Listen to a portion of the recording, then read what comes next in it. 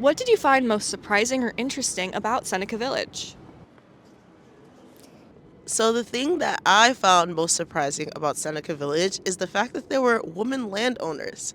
I think a lot of times in history, certain narratives are left out or blanket statements are made about the way things were back then.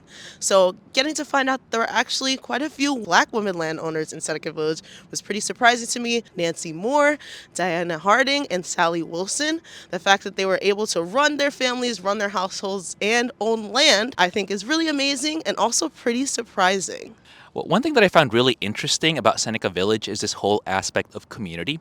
I think it's incredible the fact that you have all of these people living side by side, almost 225 people living in this great landscape, many of whom were actually African Americans as well as immigrant Irish folks. Really kind of hammering down this idea that New York City is an incredible, diverse place, even in the 19th century.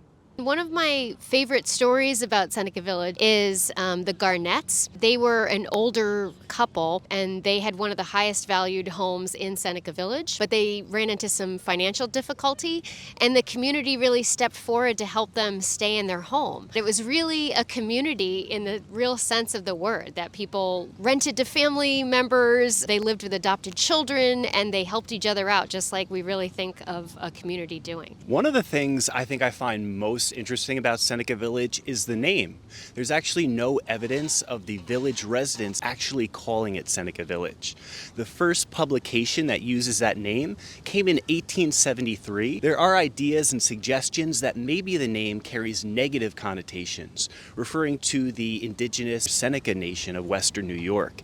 However, there's also the possibility of positive attributions, including Seneca Falls, New York, where the abolitionists and women's suffragette movement really had a start, as well as even the Roman philosopher Seneca, who wrote the book Morals, which served as a very inspirational text for many African American activists during the 19th century.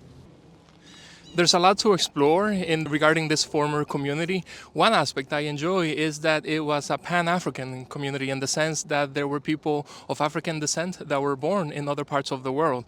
For example, in our research, we've learned of the Silver family, whose head of household was born in Haiti.